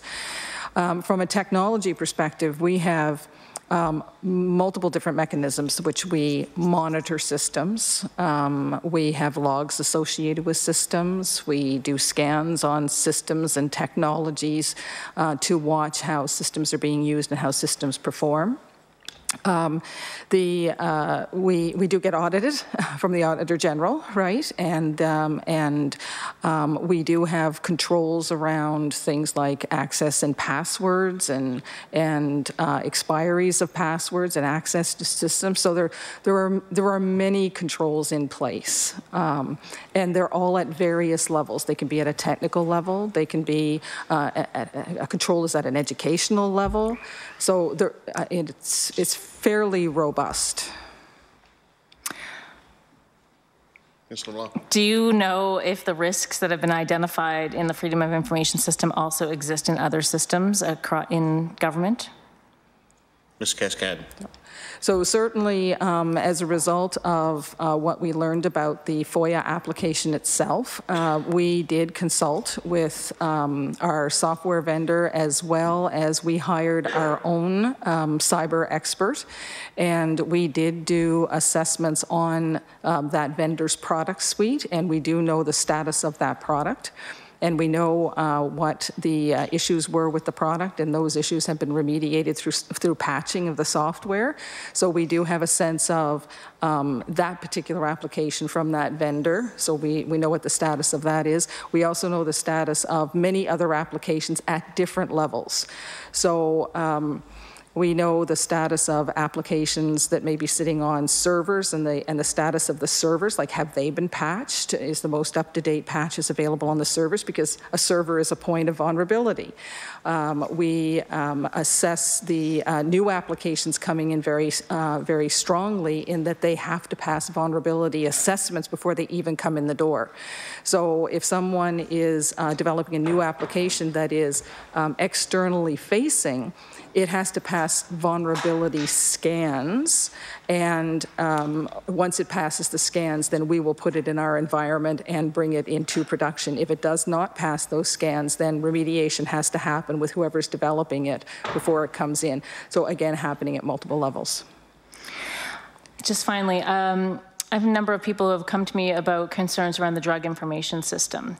I'm wondering if your department manages that software or that system, and if you can speak to how confident you are in the privacy of people's information being protected. Ms. Cascadden. So certainly I can talk to it from a technical perspective. That system is housed within our data center. It's housed on our servers. Our team manages the application from a technical perspective. It's behind our firewalls. If anyone's trying to kind of get into that particular system from the external world, we have that system protected.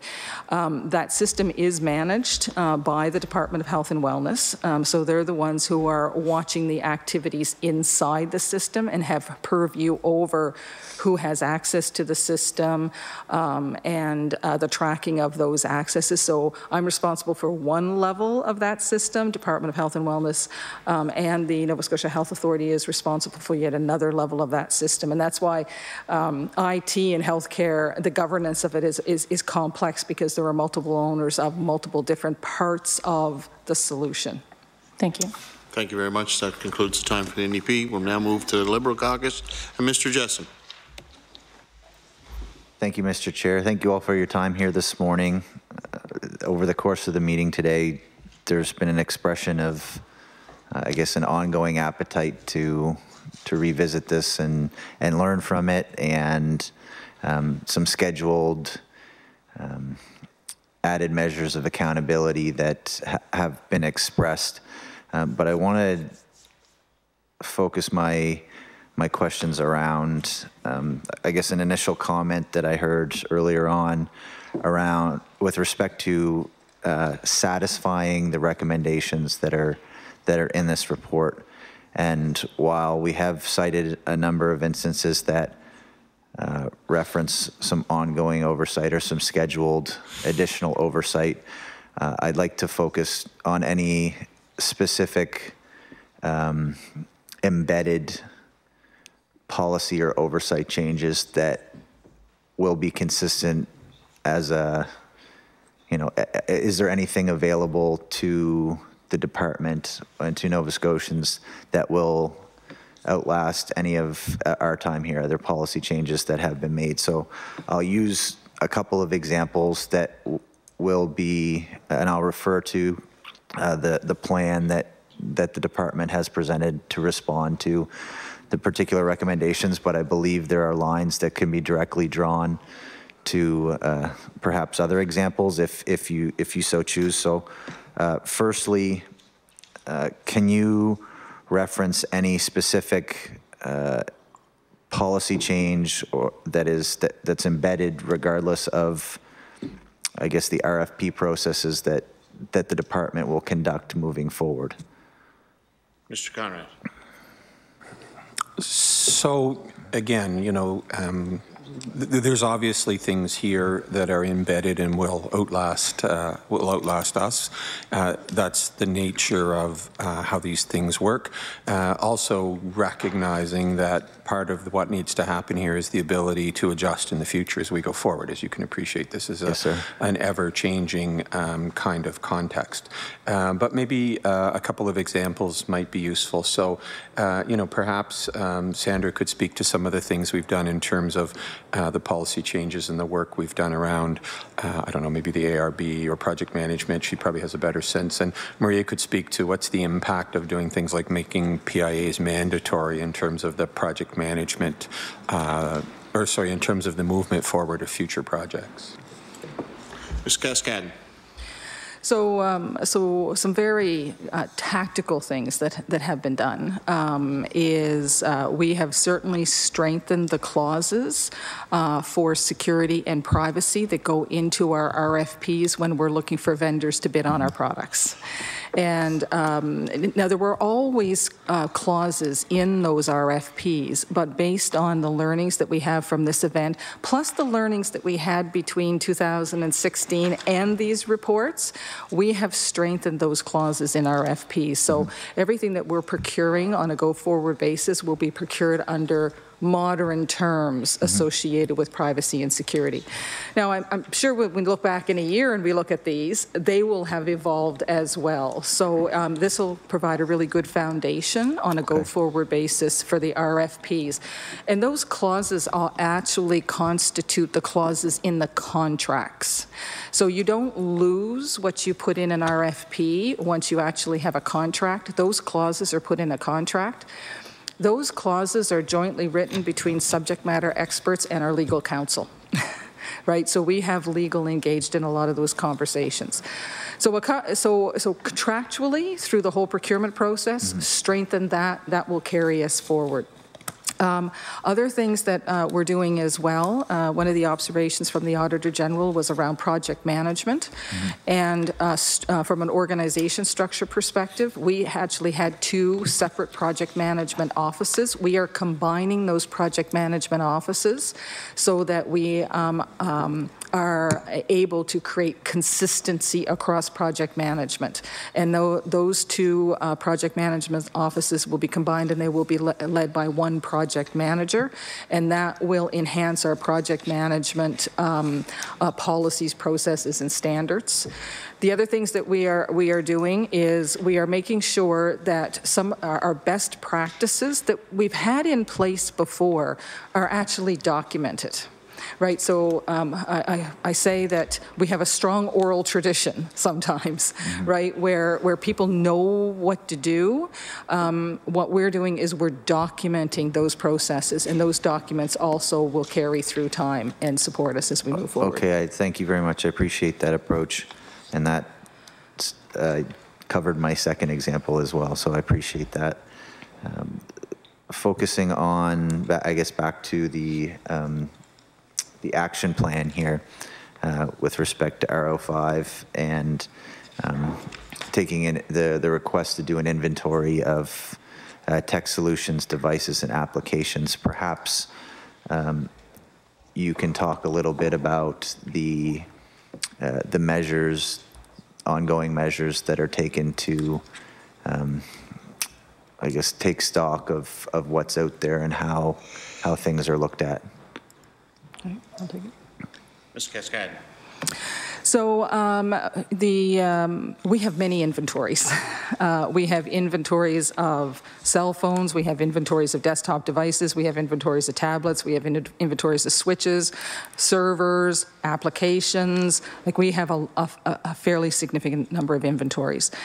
And those inventories are used for multiple purposes. So, for example, on the inventories associated with desktops, and computers of any sense, we use those inventories to flag to departments when devices are getting older.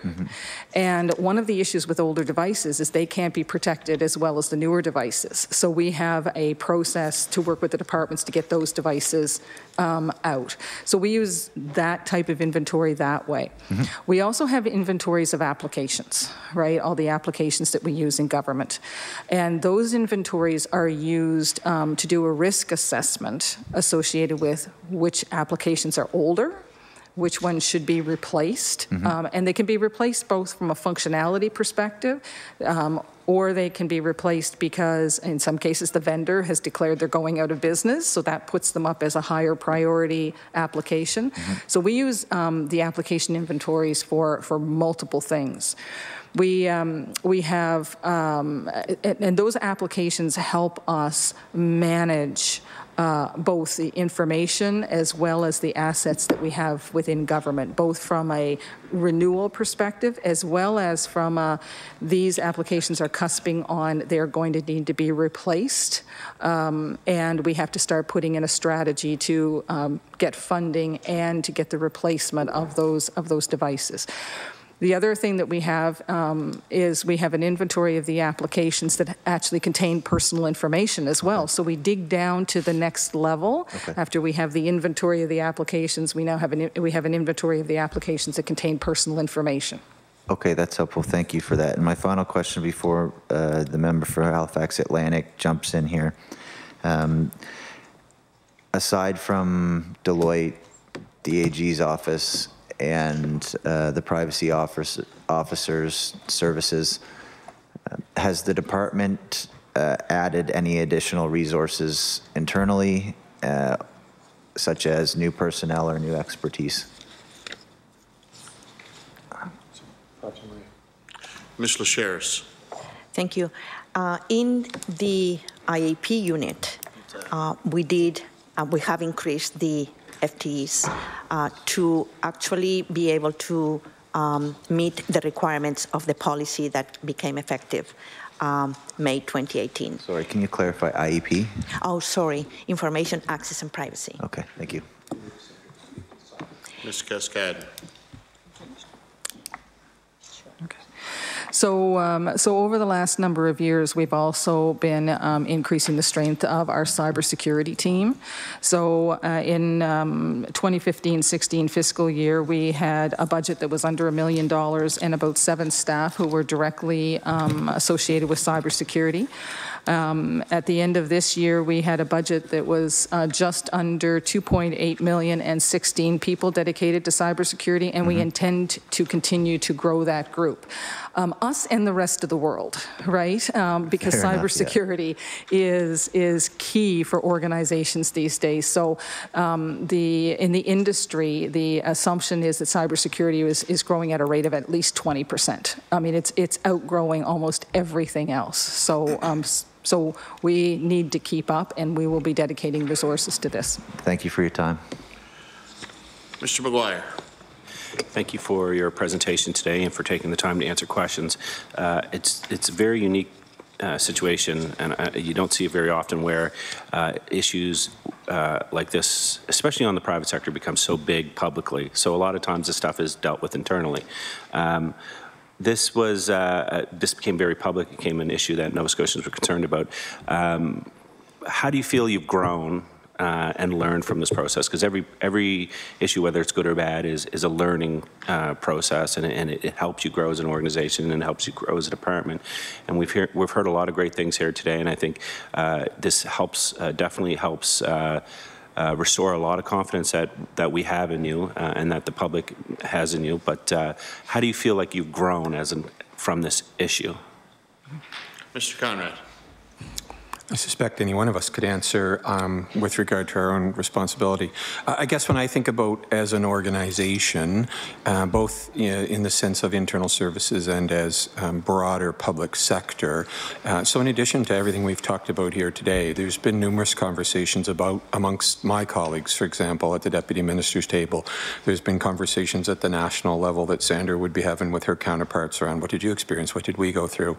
It is a cultural and awareness piece for me in terms of thinking about, particularly around things like risk management and how we do, a better job in terms of recognizing these very complex factors. And I know there's been a lot of dialogue about, was this easy, was it complicated, was it whatever. For me, I think one of the things we've learned is that, a lot of when you have a big diverse organization and you have the ARB doing a piece and project management doing a piece and the implementer doing a piece and two different private sector partners doing a piece and Maria's team doing a piece, the ability to integrate that, to bring together the overall view and say, how at any given time do we integrate all of those smaller pieces to say, oh, we've got 10 yellow lights, which leads us to a red light, is one of the big learnings, I think, for me. So that ability to put project managers and the ARB's role broader so that it looks across all of our groups and takes a more integrated kind of picture would be a big learning for me. And I think that the nail was kind of hit on the head earlier, where it was said that, what is new today is not new 6 months from now, and we think back just to a few years ago and no one had even heard of the cloud, and now that's being seen as one of the main storages for most large organizations and governments are now starting to use it. So what are you doing to keep up with this ever-growing technology? I'm sure by the time we are all fully familiar with the cloud, there'll be something else. But in the interim, what are we doing to keep up? That concludes time for questioning. If witnesses would like to make some closing remarks before we adjourn the meeting. Why don't I let Sandra make a closing remark and she can answer that question in her closing remark. What are we doing to keep up would be a great way to wrap the session, I think. Ms. Cascadden. Yes. So what are we doing to keep up? We certainly are working with our counterparts in government across the country because government is very, very different than private business. So we do have multiple different groups working at different levels. So for example, my team who is heading up the ARB has counterparts that they talk to across the country. There is a public sector CIO group that I am the co-chair with the federal CIO, and we talk, a major part of our conversation is about cybersecurity inside government. We do educate ourselves both technically by sending our folks to technical conferences, like with Cisco. We send our folks to conferences on vendor solutions. We go to general conferences where the top 10 trends in technology are talked about. You know, so you talk about artificial intelligence, and you talk about all of those things that are coming down the pipe, and you think the world is going to change now. Wait till artificial intelligence starts coming into play from a government perspective. So we do multiple things. We encourage people to do online training. We encourage people to get technical courses, so there's lots of training and opportunity, and there's lots of that conversation across the jurisdictions too, because like I say, the business community is very different than the government community, and we really do need to learn from each other. And we're trying not to reinvent the wheel across the country, because we need to move faster, but at the same time we need to respect privacy, security, and if we can learn from each other, that'll help us move the government into the digital age, which is what our citizens are looking for us to do. So thank you. Thank you very much. Thank you very much. We do have some committee business, so we'll carry on with that. Thank you for your presentation. Committee business. Under correspondence, we have the IWK Health Centre information that was requested at the February 26, 2019 meeting. Do we have any comments on that information? No, we'll table that information as presented. Ms. LeBlanc. Thank you, Mr. Chair. I have a motion to make. I move that the committee not call Ms. Amanda Whitewood, the Chief Operating Officer of the IWK, to appear as a witness for the April 10th meeting. Question? Oh, sorry. Ms. LeBlanc. Thank you.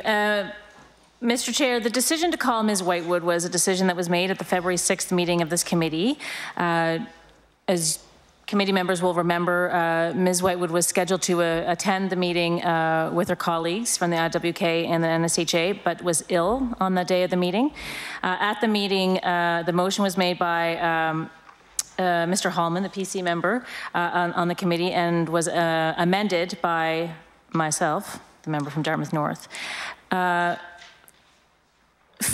In sort of thinking about the results of that meeting and the answers we were provided with, we are satisfied, we in the NDP Caucus are satisfied by the information that was provided by the witnesses, and therefore we don't feel the urgency around hearing from Ms. Whitewood at a further meeting.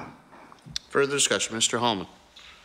Thank you, Mr. Chair. I disagree with that assessment. We have Dr. Jangard, who indicated that that the testimony on February 6th would be impacted with the absence of the Chief Accounting Officer, Ms. Amanda Whitewood.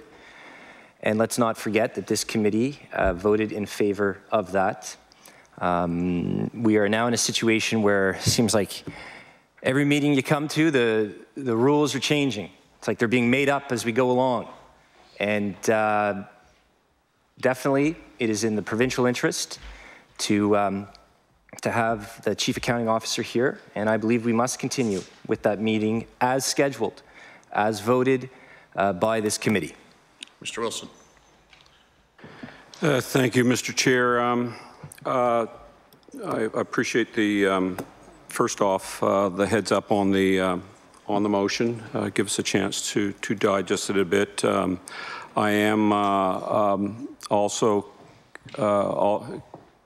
kind of out of curiosity, I was going through my notes Monday morning and I saw that we had them scheduled for an upcoming meeting, and I did reach out to the chair and the clerk just to clarify why we were bringing them back in. So there was a little bit on our radar of why. I don't have my notes in front of me. I did refer to my notes from that meeting at the time earlier this week and didn't see any outstanding things myself there. In saying that, we would like to just call a quick recess just to go over the comments that my colleague has made and the motion itself. I would like to have clarification though. Is this to not have the actual meeting with the IWK? Ms. LeBlanc. Well, we've already had the meeting with the IWK, so this is not to cancel the meeting. That my idea would not be to cancel the meeting, but rather use that meeting to call a different subject. Mr. Wilson. Okay, just in saying that, I do see that the follow-up for the 2015-2016 is potentially one that we could bring forward. I would ask if that is possible, because I think that's an extremely fruitful meeting. Mr. Holman. Again, Mr. Chair, I believe that meeting must proceed with Ms. Amanda Whitewood. Again, Mr. Chair, this committee voted in favor of that. This committee agreed to that.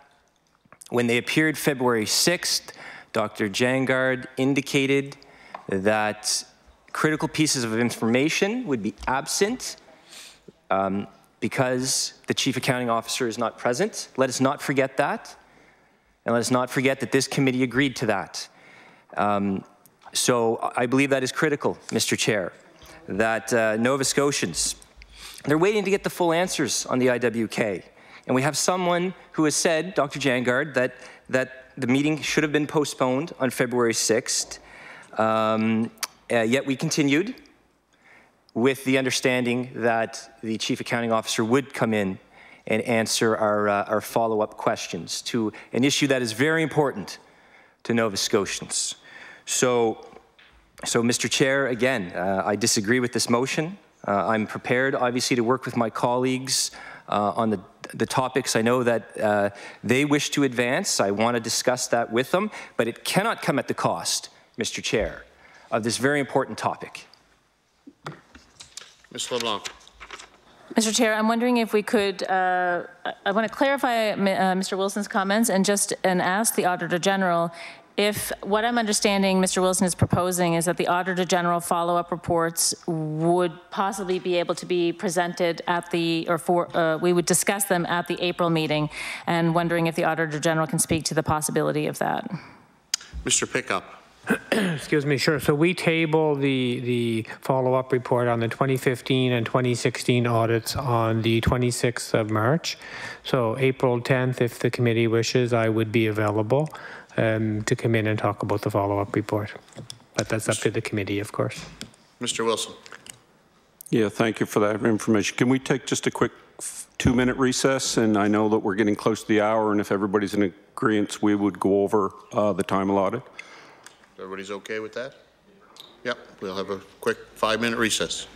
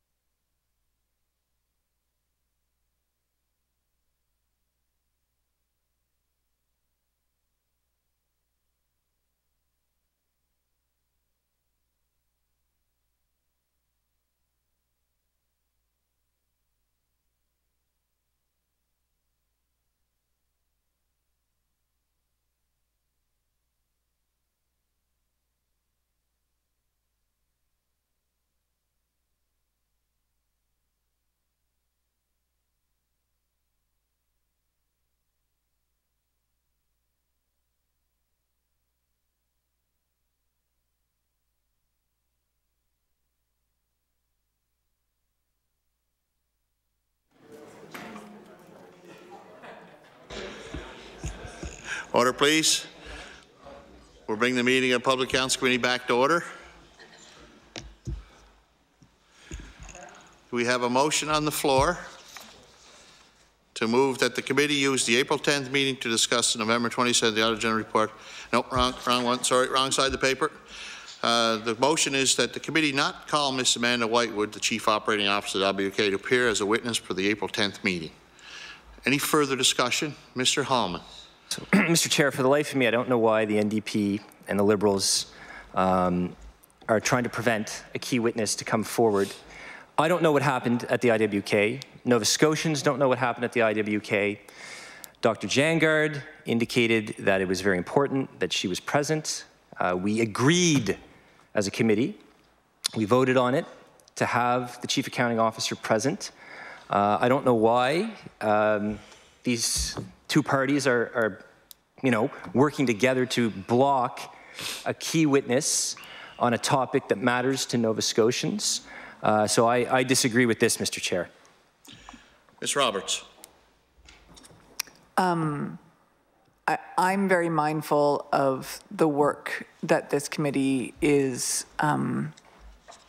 tasked with doing, and I'm aware of the Auditor General coming forward with his follow-up report, as well as with his spring report, and with a desire to, not delay hearing from those reports, which will be new and which will be based on, months of work within the Auditor General's office. We did hear, in a full session from the IWK. Yes, there was a witness missing. However, I feel like we did examine that issue fulsomely, and I think that the best use of our time would be to hear from the Auditor General, examine the follow-up report. Otherwise, it is sitting for, a month and some until we have it scheduled. And that will allow us to then, make the best use of our scheduled meetings in the 2 months following that to do the follow-up, to hear from departments and so forth. So, Mr. Wilson. You had your hand up earlier. No? Okay, no. Mr. Hallman, sorry. There was a reason why that meeting was requested to be postponed. Dr. Jangard indicated that key testimony would be absent. We voted to have that meeting rescheduled. It was agreed upon. So are we now at the point where we're breaking our own rules? Are we at that point? No. This is serious, and because if we're going to move forward with this, then the Liberals that have imposed these rules, they're now breaking their own rules, and the end result is, basically hiding the IWK expense scandal. That's what this motion means. Stop and think, all right? We have Dr. Jangard saying we should have this Chief Accounting Officer present. Why not move forward?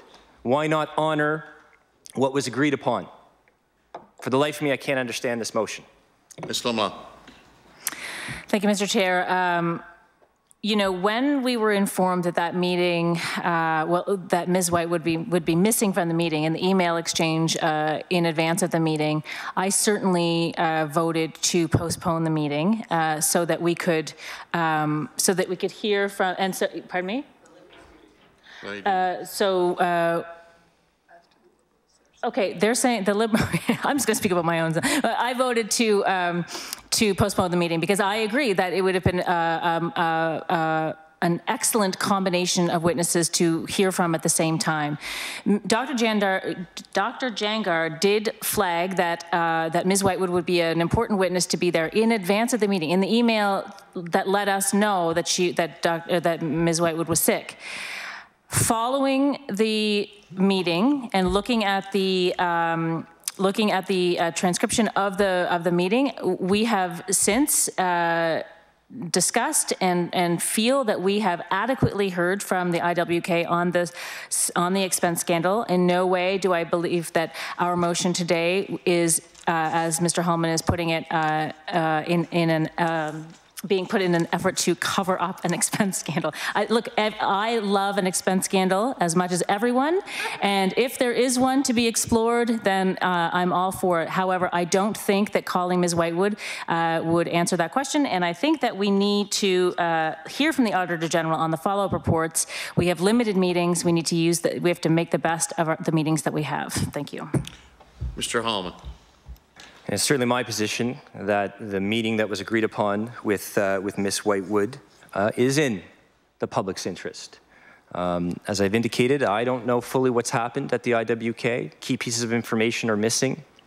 There were on a few occasions where the witnesses that day could only take us so far in their responses.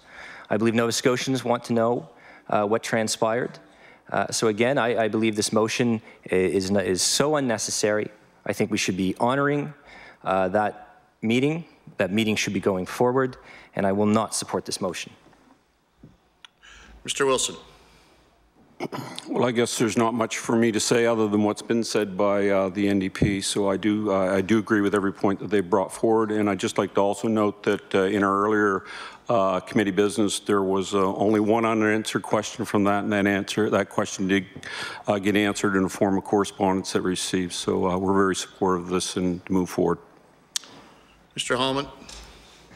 And look at the jam we're in now. I mean, this is the result of the Liberals limiting the meetings. We can't have, this was my biggest fear, that we can't have meaningful discussions in this committee because now we're so limited in scope. And it's going to be problematic moving forward. This motion, again, we're now at a point where the Liberals are breaking their own rules, supporting, I think, this, you know, and I can't be in favor of this. Let's keep in mind, please, that the witnesses recommended the Chief Operating Officer to be present, and we agreed that this would happen. And now we get this motion coming forward. I can't support that. Being no further discussion, all those in favor of the motion not to call Ms. Whitewood, there's been a call for recorded vote. I think we need to. I'll go with them on a recorded vote then. On the topic.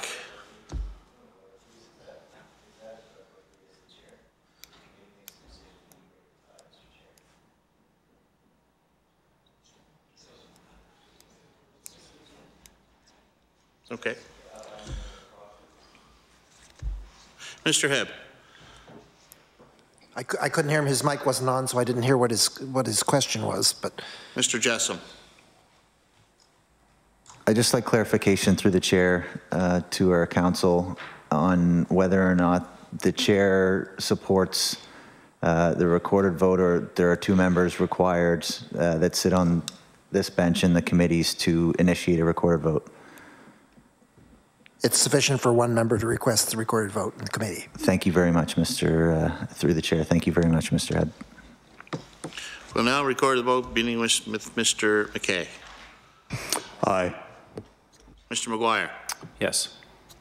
Mr. Jessam. Yes. Ms. Lawrence-Croft. Yes. Mr. Wilson. Yes. Mr. Hallman. No. Ms. Roberts. Yes.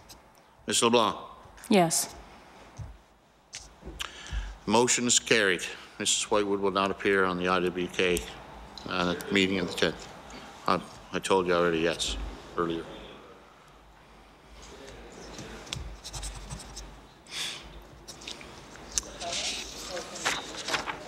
Any other business? Being no further business,